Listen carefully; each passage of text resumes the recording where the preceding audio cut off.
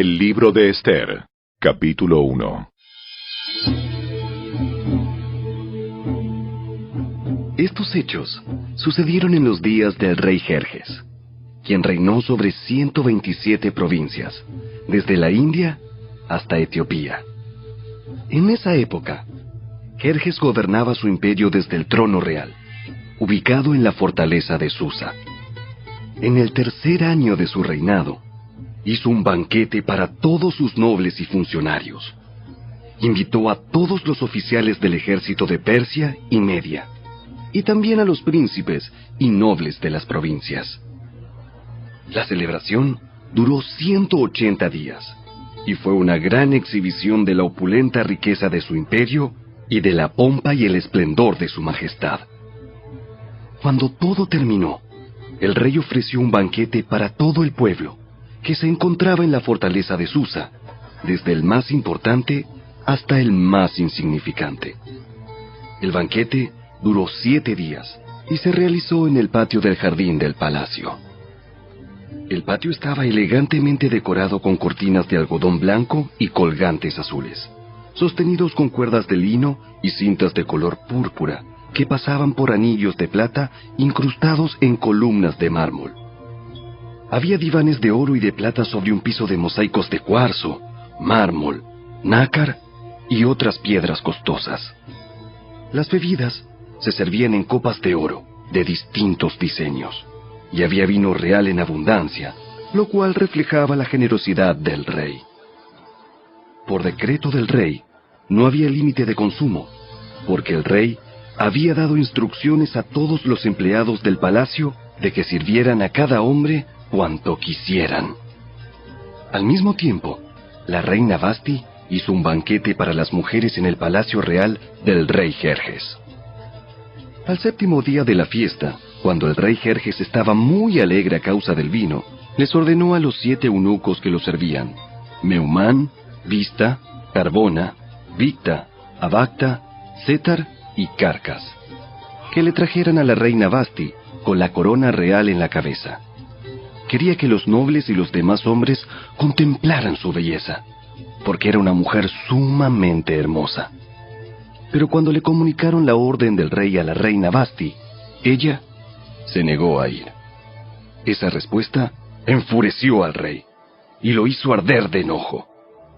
Entonces, el rey consultó de inmediato con sus sabios consejeros, quienes conocían todas las leyes y costumbres persas, porque siempre les pedía consejo.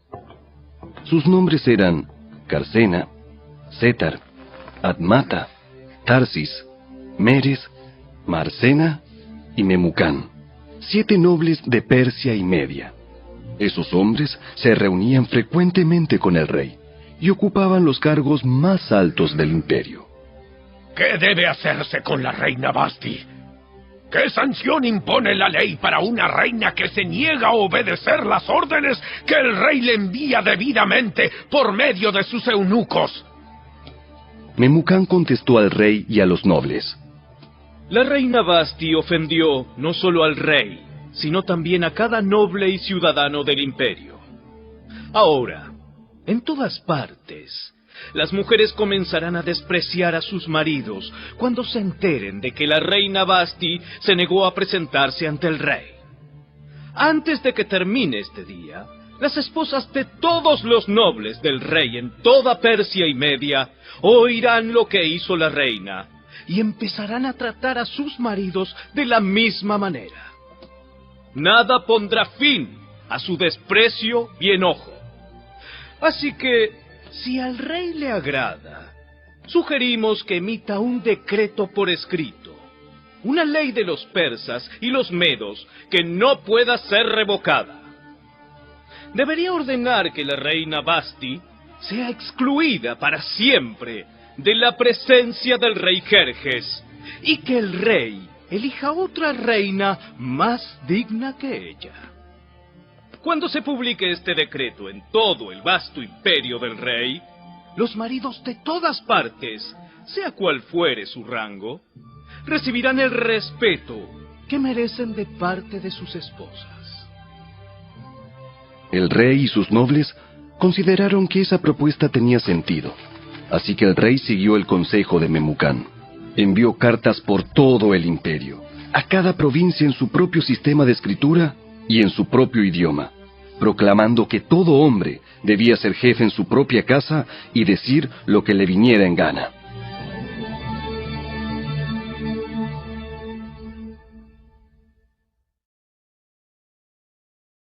Capítulo 2. Una vez que se le pasó el enojo, Jerjes comenzó a pensar en Vasti y en lo que ella había hecho, y también en el decreto que él había firmado. Así que sus asistentes personales sugirieron lo siguiente: busquemos en todo el imperio jóvenes hermosas y vírgenes para el rey. Que el rey nombre delegados en cada provincia para que reúnan a esas hermosas jóvenes en el harén real en la fortaleza de Susa. Hegai, el eunuco del rey a cargo del harén, se ocupará de que todas ellas reciban tratamientos de belleza. Después, la joven que más agrade al rey será reina en lugar de Vasti. Al rey le pareció muy bueno ese consejo, así que decidió ponerlo en práctica. Por esos días, en la fortaleza de Susa, había un judío llamado Mardoqueo, hijo de Jair. Pertenecía a la tribu de Benjamín, y era descendiente de Cis y Simei. Su familia había estado entre los que, junto con Joaquín, rey de Judá, fueron desterrados de Jerusalén y llevados a Babilonia por el rey Nabucodonosor. Mardoqueo tenía una prima joven muy hermosa y atractiva, que se llamaba Adasa, a la cual también le decían Ester. Cuando el padre y la madre de ella murieron, Mardoqueo la adoptó, la integró a su familia y la crió como su propia hija. Como resultado del decreto del rey, Ester, junto con muchas otras jóvenes, fue llevada al harén del rey en la fortaleza de Susa y entregada al cuidado de Hegai. Hegai quedó muy impresionado con Ester y la trató con mucha amabilidad. Enseguida ordenó que le prepararan una dieta especial y se le hicieran tratamientos de belleza. También le asignó 7 doncellas escogidas especialmente del palacio del rey, y la trasladó junto con ellas al mejor lugar del harén. Ester no le había revelado a nadie su nacionalidad ni su trasfondo familiar porque Mardoqueo le había ordenado que no lo hiciera. Todos los días, Mardoqueo daba un paseo cerca del patio del harén para averiguar cómo estaba Ester y qué le sucedía. Antes de ser llevada a la cama del rey, a cada joven se le hacían obligatoriamente tratamientos de belleza durante 12 meses. Los primeros 6 con aceite de mirra y los siguientes con perfumes y ungüentos especiales. Cuando llegaba el momento para presentarse en el palacio del rey, se le permitía elegir la ropa y las joyas que quisiera llevarse del harén. Esa noche la llevaban a las habitaciones privadas del rey, y a la mañana siguiente la pasaban a un segundo harén, donde vivían las esposas del rey. Allí quedaba al cuidado de Sasgás, el eunuco del rey que se ocupaba de las concubinas. Jamás volvía a la presencia del rey a menos que a él le hubiera agradado de manera especial y la mandara a llamar por su nombre. Ester era hija de Abihail, tío de Mardoqueo. Mardoqueo había adoptado como hija a su prima menor, Ester. Cuando a Ester le llegó el turno de ser llevada ante el rey, ella siguió el consejo de Hegai, el eunuco encargado del harén. No pidió nada aparte de lo que él le sugirió, y todos los que la veían, la admiraban. Llevaron a Ester ante el rey Jerjes, en el palacio real, a comienzos del invierno del 7º año de su reinado. Y el rey amó a Ester más que a todas las demás jóvenes. Estaba tan encantado con ella que le puso la corona real sobre la cabeza y la declaró reina en lugar de Vasti. Para celebrar la ocasión, ofreció un gran banquete en honor de Ester a todos sus nobles y funcionarios. Decretó día de fiesta para las provincias y entregó generosos regalos a todos. Aún después de que todas las jóvenes fueron trasladadas al segundo harén y Mardoqueo fue designado oficial del palacio, Ester siguió manteniendo en secreto su trasfondo familiar y su nacionalidad. Todavía seguía los consejos de Mardoqueo, tal como cuando vivía en su casa. Cierto día, mientras Mardoqueo estaba de guardia en la puerta del rey, dos de los eunucos del rey, Bigtana y Teres, guardias que custodiaban la entrada a las habitaciones privadas del rey, se enojaron con el rey Jerjes y conspiraron para asesinarlo. Pero Mardoqueo se enteró del complot y le pasó la información a la reina Ester. Entonces ella se lo contó al rey y le dio el crédito a Mardoqueo por la noticia. Cuando se hizo la investigación y se confirmó que lo que decía Mardoqueo era cierto, los dos hombres fueron atravesados con un poste afilado. Todo el suceso quedó registrado en el libro de la historia del reinado del rey Jerjes.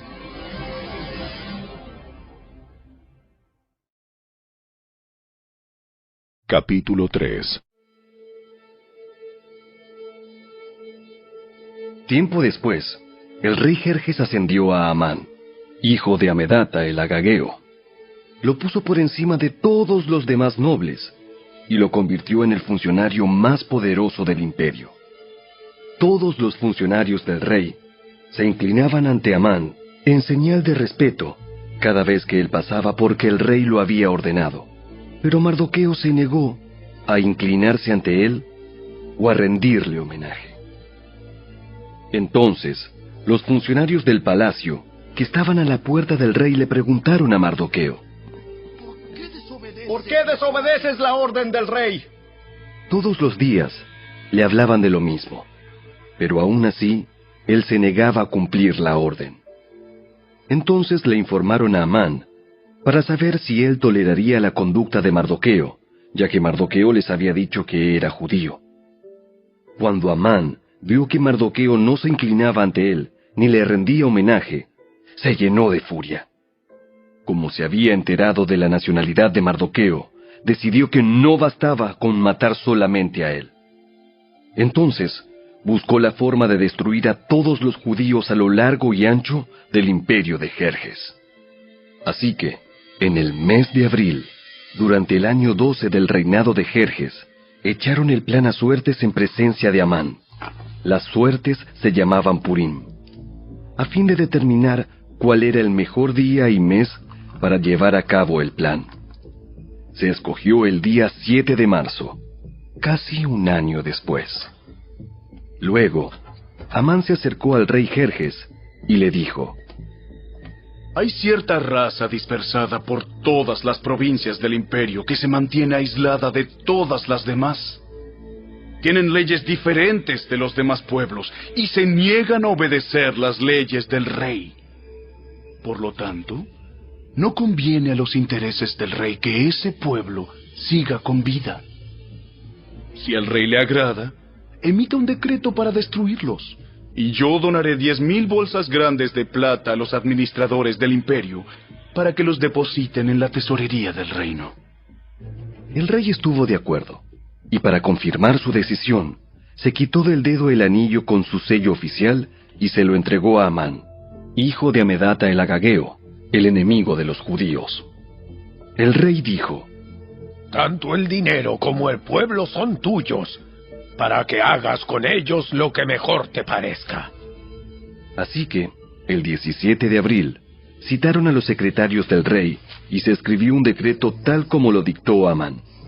Lo enviaron a los funcionarios del rey de más alta posición, a los gobernadores y a los nobles de cada provincia en sus propios sistemas de escritura y en sus propios idiomas. El decreto se redactó en nombre del rey Jerjes y fue sellado con el anillo del rey. Se enviaron comunicados a todas las provincias del imperio mediante mensajeros veloces, con orden de matar, masacrar y aniquilar a todos los judíos, jóvenes y ancianos, incluso las mujeres y los niños, en un solo día. El plan estaba programado para el 7 de marzo del año siguiente. Las pertenencias de los judíos serían entregadas a los que los mataran. Una copia del decreto debía emitirse como ley en cada provincia y proclamarse a todos los pueblos, a fin de que estuvieran preparados para cumplir con su deber el día señalado. Por orden del rey, se despachó el decreto mediante mensajeros veloces y también se proclamó en la fortaleza de Susa. Luego, El rey y Amán se sentaron a beber. Pero la ciudad de Susa entró en confusión.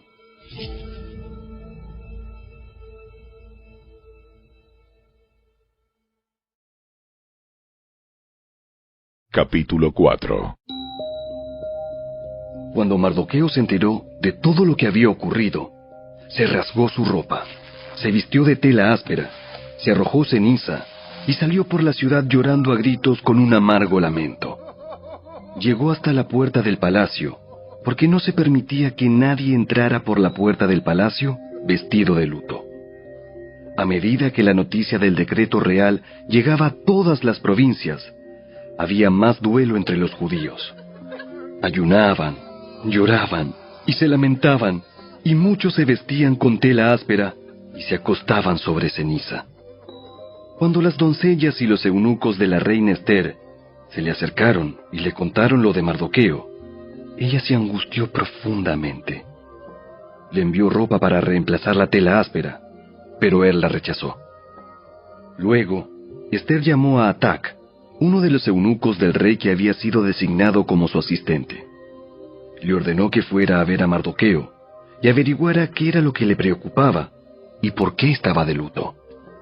Entonces Atac salió a buscar a Mardoqueo a la plaza, frente a la puerta del palacio.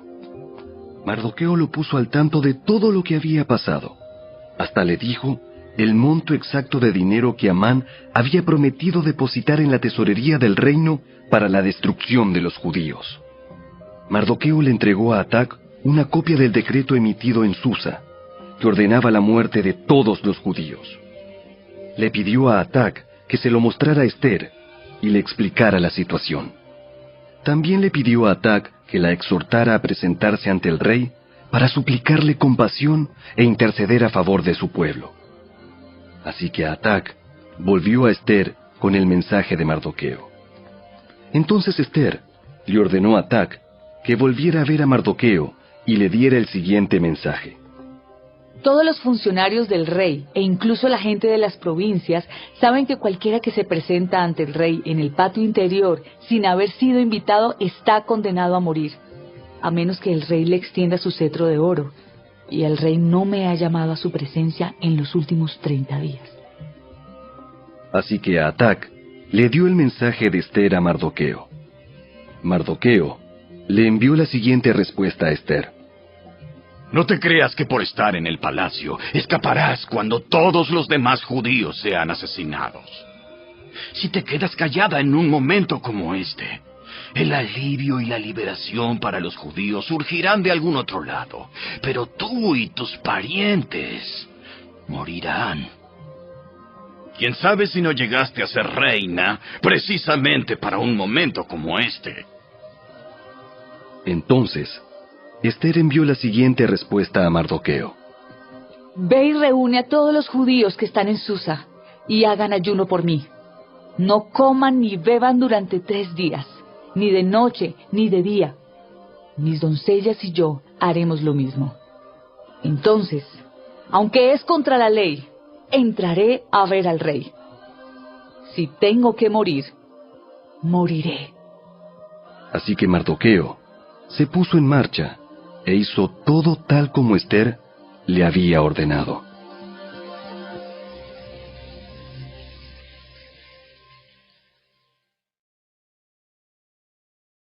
Capítulo 5. Al tercer día del ayuno, Ester se puso las vestiduras reales y entró en el patio del interior del palacio, que daba justo enfrente a la sala del rey. El rey estaba sentado en su trono real, mirando hacia la entrada.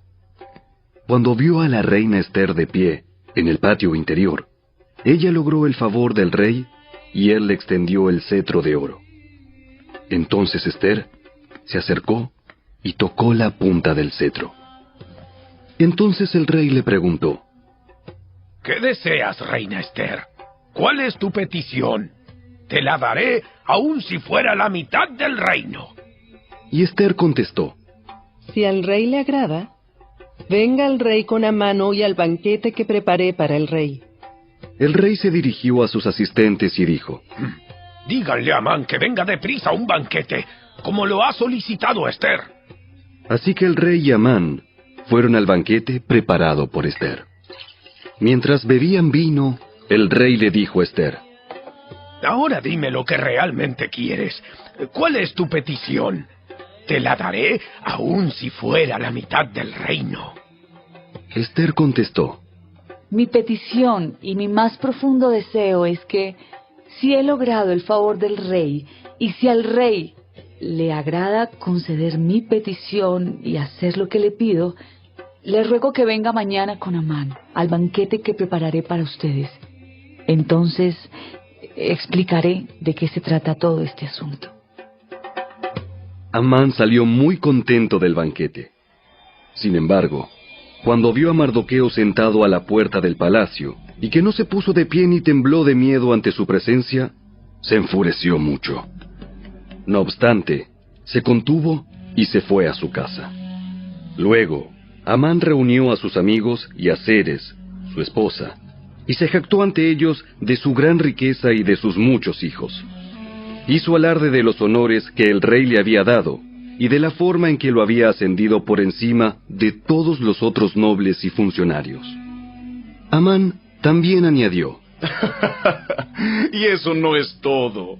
La reina Esther nos invitó exclusivamente al rey y a mí a un banquete que preparó para nosotros. Y me invitó a cenar mañana nuevamente con ella y con el rey.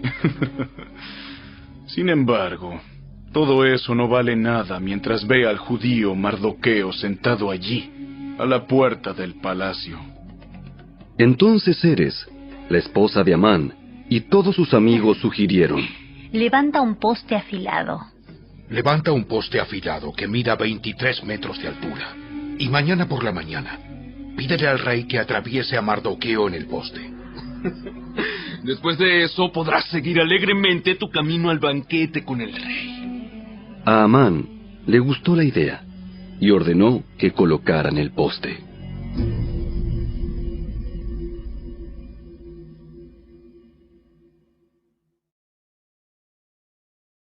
Capítulo 6. Esa noche, el rey no podía dormir. Entonces ordenó a un asistente que le trajera el libro de la historia de su reino para que se lo leyeran. En los registros, descubrió el relato de cuando Mardoqueo informó del complot que Bigtana y Teres, dos de los eunucos que cuidaban la puerta de las habitaciones privadas del rey, habían tramado para asesinar al rey Jerjes.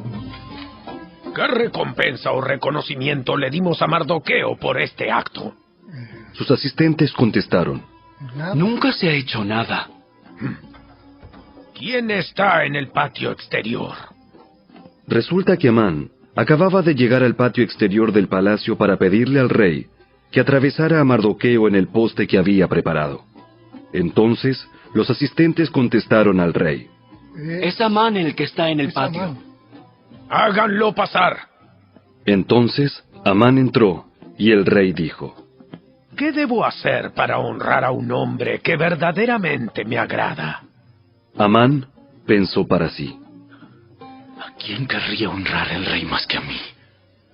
Así que contestó: Si el rey desea honrar a alguien, debería sacar uno de los mantos reales que haya usado el rey, y también un caballo que el propio rey haya montado. Uno que tenga un emblema real en la frente. Que el manto y el caballo sean entregados a uno de los funcionarios más nobles del rey, y que esta persona se asegure de que vistan con el manto real al hombre a quien el rey quiere honrar, y lo paseen por la plaza de la ciudad en el caballo del rey. Durante el paseo, que el funcionario anuncie a viva voz: esto es lo que el rey hace a quien él quiere honrar. ¡Perfecto! ¡Rápido! Lleva mi manto y mi caballo y haz todo lo que has dicho con Mardoqueo, el judío que se sienta a la puerta del palacio. No pierdas ni un detalle de lo que has sugerido. Entonces Amán tomó el manto y se lo puso a Mardoqueo. Lo hizo montar el caballo del rey y lo paseó por la plaza de la ciudad, gritando: Esto es lo que el rey hace a quien él quiere honrar. Después, Mardoqueo regresó a la puerta del palacio, mientras que Amán se apresuró a volver a su casa desalentado y totalmente humillado. Cuando Amán le contó a su esposa, Ceres, y a todos sus amigos lo que había sucedido, sus sabios consejeros y su esposa dijeron: Ya que Mardoqueo, este hombre que te ha humillado, es de origen judío, jamás tendrás éxito con tus planes contra él. Oh, será tu ruina seguir oponiéndote a él. Mientras estaban hablando, llegaron los eunucos del rey y enseguida se llevaron a Amán al banquete que Ester había preparado.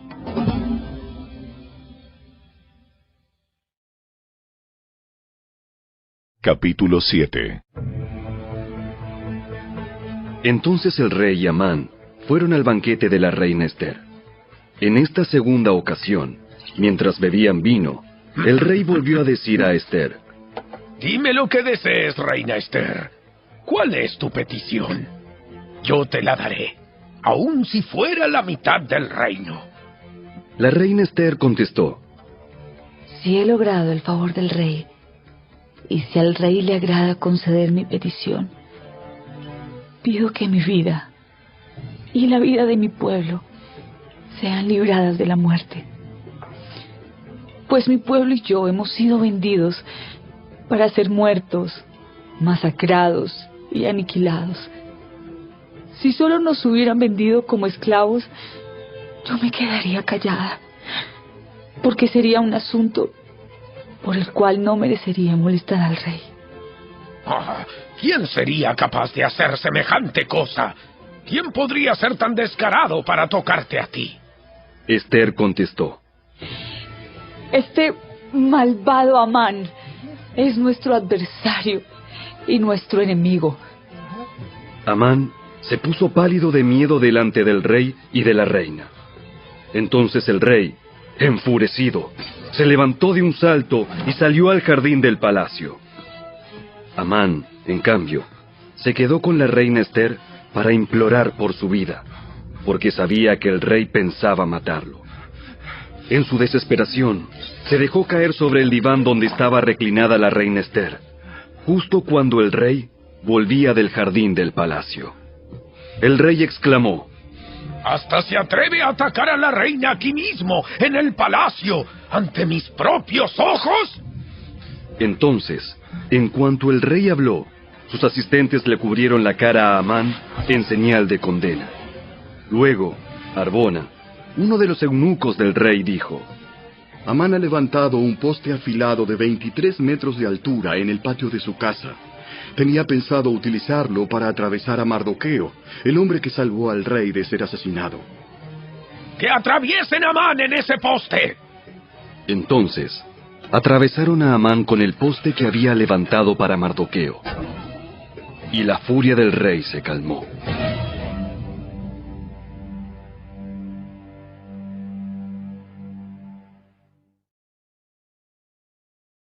Capítulo 8.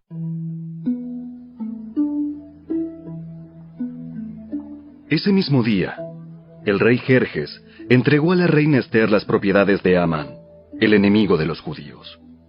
Luego, llevaron a Mardoqueo ante el rey, porque Ester le había contado al rey el parentesco que había entre ellos. El rey se quitó el anillo con su sello oficial, el cual había recuperado de Amán, y se lo dio a Mardoqueo. Y Ester nombró a Mardoqueo como encargado de las propiedades de Amán. Luego Ester volvió a presentarse ante el rey, cayó a sus pies y le suplicó con lágrimas que detuviera el plan siniestro que Amán, el agageo, había conspirado contra los judíos. Nuevamente el rey extendió su cetro de oro hacia Ester, de modo que ella se levantó y permaneció de pie delante de él. Ester dijo: Si al rey le place y yo he logrado su favor, y si al rey le parece correcto y yo le resulto agradable, que se emita un decreto que anule las órdenes de Amán, hijo de Amedata, el agageo, quien ordenó la destrucción de los judíos en todas las provincias del rey. Pues, ¿cómo podría soportar ver a mi pueblo y a mi familia ser masacrados y destruidos? Entonces el rey Jerjes dijo a la reina Ester y a Mardoqueo, el judío: Le he dado a Esther las propiedades de Amán, a quien atravesaron en un poste porque trató de destruir a los judíos. Ahora envíen un mensaje a los judíos en nombre del rey, que exprese lo que ustedes quieran, y séllenlo con el anillo del rey. Sin embargo, recuerden que todo lo que ya se ha escrito en nombre del rey, y lo que se ha sellado con su anillo, jamás puede ser revocado. Así que, el 25 de junio, reunieron a los secretarios del rey, y se escribió un decreto tal como Mardoqueo lo dictó. Lo enviaron a los judíos y a los funcionarios de más alta posición, a los gobernadores y a los nobles de las 127 provincias, que se extendían desde la India hasta Etiopía. Este decreto se escribió en los propios sistemas de escritura y en los propios idiomas de cada pueblo del imperio, incluido el de los judíos. El decreto se redactó en nombre del rey Jerjes y fue sellado con el anillo del rey. Mardoqueo envió los comunicados por medio de los mensajeros veloces, quienes montaban caballos rápidos, criados especialmente para el servicio del rey. El decreto del rey les daba autoridad a los judíos de todas las ciudades para unirse y defender su vida. Se les permitía matar, masacrar y aniquilar a cualquiera, de cualquier nacionalidad o provincia, que los atacara a ellos o a sus esposas e hijos. También podían apoderarse de los bienes de sus enemigos. El día escogido para llevar a cabo esa acción en todas las provincias del rey Jerjes fue el 7 de marzo del año siguiente.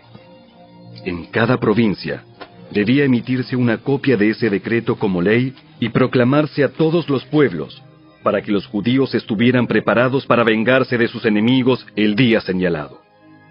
Así que, impulsados por el mandato del rey, los mensajeros salieron a toda prisa sobre caballos rápidos, criados para el servicio del rey. Este mismo decreto también se proclamó en la fortaleza de Susa. Luego, Mardoqueo salió de la presencia del rey vestido con el manto real azul y blanco, con una gran corona de oro y con una capa de púrpura y lino de la más alta calidad. La gente de Susa también celebró el nuevo decreto, y los judíos se llenaron de gozo y alegría y recibieron honra en todas partes.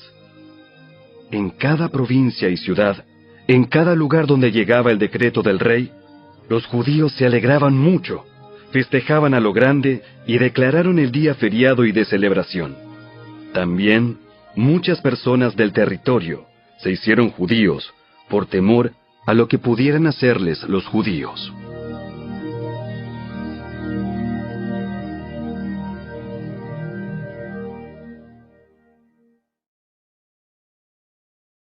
Capítulo 9. Así que, el 7 de marzo, los 2 decretos del rey entraron en vigencia. Ese día, los enemigos de los judíos tenían la esperanza de dominarlos, pero ocurrió todo lo contrario. Fueron los judíos quienes dominaron a sus enemigos. Los judíos se reunieron en sus ciudades, en todas las provincias del rey, para atacar a todo el que intentara hacerles daño. Pero nadie pudo hacerles frente porque todos les tenían miedo. Además, todos los nobles de las provincias, los funcionarios de más alta posición, los gobernadores y los funcionarios reales ayudaron a los judíos por temor a Mardoqueo, pues a Mardoqueo lo habían ascendido a un alto cargo en el palacio del rey, y su fama se extendía por todas las provincias a medida que se hacía más y más poderoso. Así que, el día señalado, los judíos hirieron de muerte a sus enemigos a filo de espada. Mataron y aniquilaron a sus enemigos e hicieron lo que quisieron con quienes los odiaban. En la propia fortaleza de Susa, los judíos mataron a 500 hombres.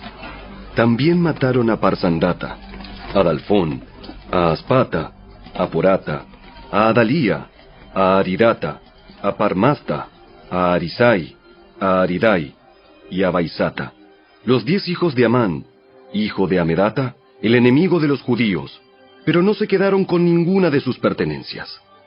Ese mismo día, cuando se le informó al rey el número de muertos en la fortaleza de Susa, hizo llamar a la reina Ester y le dijo: Los judíos mataron a 500 hombres solo en la fortaleza de Susa, además de los 10 hijos de Amán. Si aquí hicieron eso, ¿qué habrá pasado en el resto de las provincias? Ahora bien, ¿qué más quieres? Te será concedido. Dímelo y lo haré.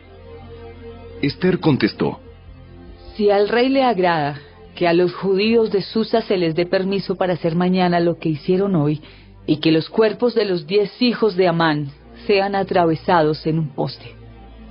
El rey estuvo de acuerdo, y el decreto se hizo público en Susa. Atravesaron los cuerpos de los 10 hijos de Amán.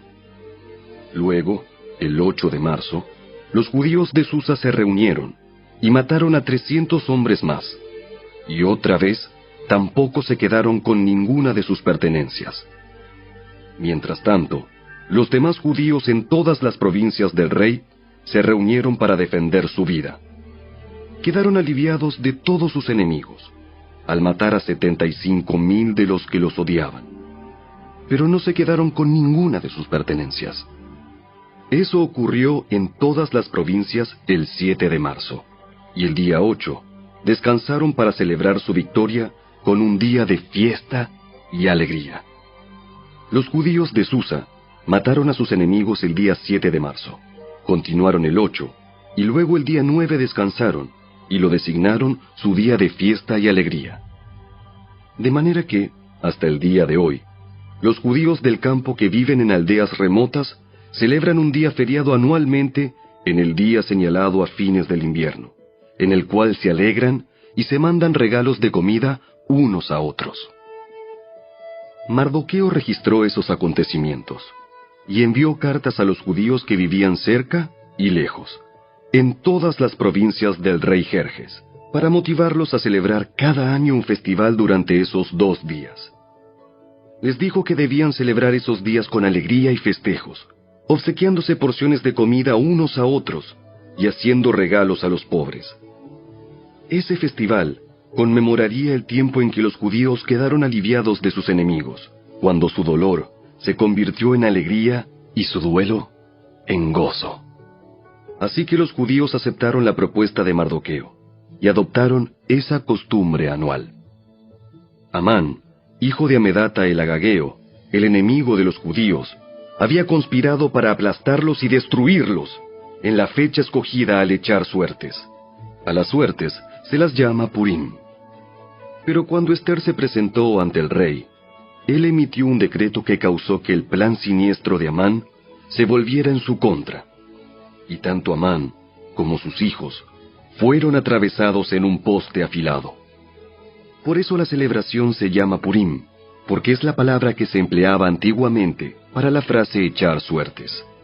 Por lo tanto, debido a la carta de Mardoqueo y a la experiencia que vivieron, los judíos de todo el reino se pusieron de acuerdo para iniciar esa tradición y pasarla a sus descendientes y a todos los que se hacían judíos. Declararon que jamás dejarían de celebrar cada año esos 2 días prescritos en la fecha señalada. Esos días se recordarían y se mantendrían de generación en generación, y serían celebrados por cada familia en todas las provincias y ciudades del imperio. El festival de Purim nunca dejaría de celebrarse entre los judíos, ni se extinguiría de entre sus descendientes el recuerdo de lo ocurrido. Luego, la reina Ester, hija de Abihail, junto con Mardoqueo, el judío, escribieron otra carta en la cual la plena autoridad de la reina respaldaba la carta de Mardoqueo para establecer el festival de Purim. Se enviaron cartas con deseos de paz y seguridad a los judíos de las 127 provincias del imperio de Jerjes. Esas cartas establecían la celebración anual del festival de Purim en las fechas señaladas, como lo habían decretado el judío Mardoqueo y la reina Ester. El pueblo decidió celebrar el festival, de la misma manera que había decidido establecer el tiempo de ayuno y luto para sí y sus descendientes. Así que el mandato de Ester confirmó la costumbre del Purim, y todo quedó escrito en los registros.